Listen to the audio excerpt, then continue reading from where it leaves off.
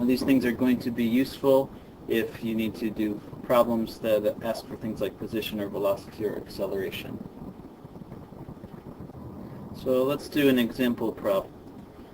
So here we have a 300 gram mass that vibrates according to the equation x. So t is equal to 0.38 sine of 6.5 t. And you're asked a series of questions. A asks for amplitude. So amplitude is just determined by this term right here. So we know that amplitude is going to be 0.38 meters. The next question, question B, asks for the frequency. Notice it doesn't ask for angular frequency. So we know the relationship between frequency and angular frequency is the following, 2 pi f. So that means we're going to have to take this number 6.5 here, and we're going to have to divide it by 2 pi if we want frequency. It's going to be omega divided by 2 pi.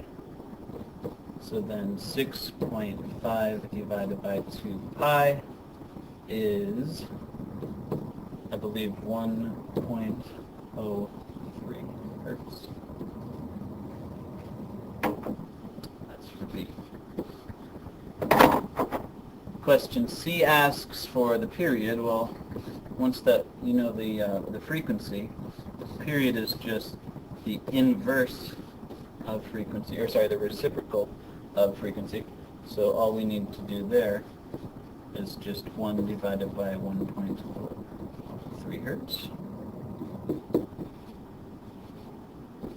That should give us a frequency, a period of 0.97 seconds. And now it starts to get interesting. They want to know energy, and then we want to know energy at a certain point. Now, if you go back to the simple harmonic oscillator, the spring that bounces up and down,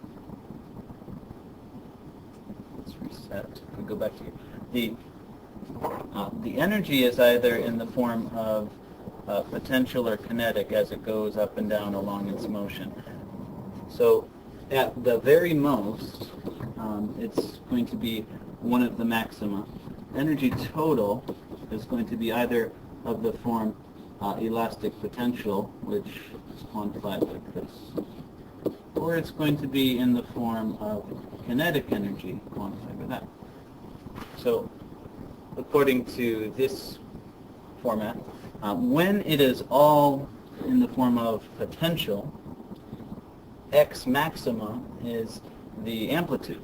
So we know that total energy is equal to 1/2 k times a squared. Now let's go back to our problem, because in our problem that we're working on, we don't have the value for k, but we have the value for amplitude. So it's not going to be enough. We're going to have to use kinetic energy information. So let's look at the kinetic energy maxima. Energy total is going to be kinetic energy max. So that's going to be 1/2 of mv max.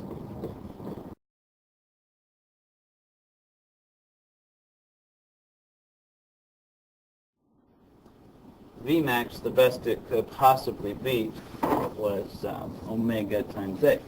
So that's 1/2 m omega a, and all of that has to be squared.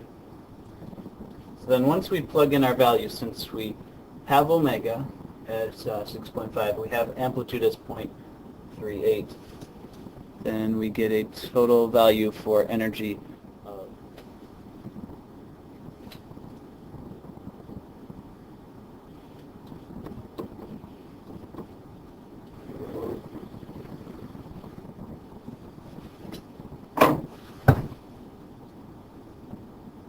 Next we are asked for how much of that total energy is going to be in the form of kinetic and how much of that energy is going to be in the form of potential when we are stretched 9 centimeters.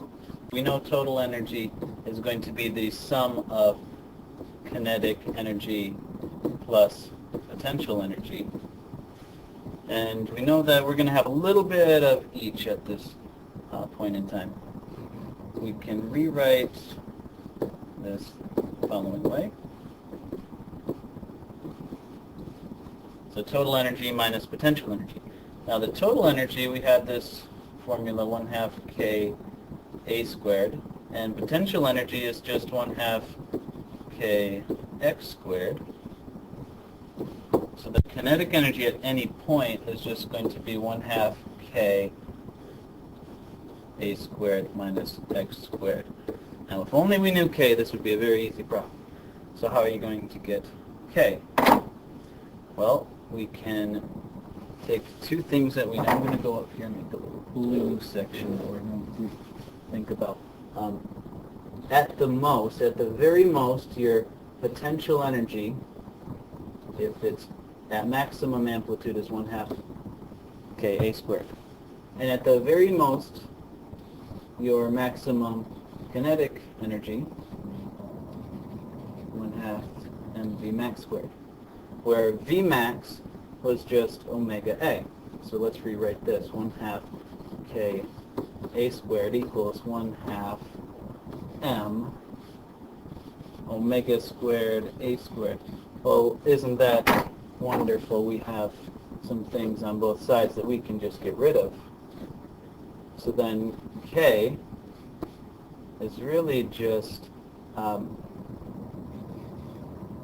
omega squared. So down here for a final answer, we have 1/2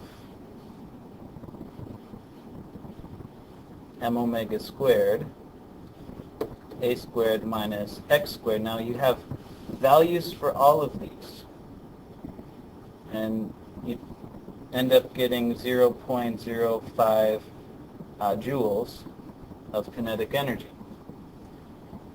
And then with that amount of kinetic energy, you can subtract from this value to get the potential energy of 0.87. So in the end, you've got all of your energies. You've got your kinetic as 0.05, and you've got your potential as 0.87 joules. Okay, you try one.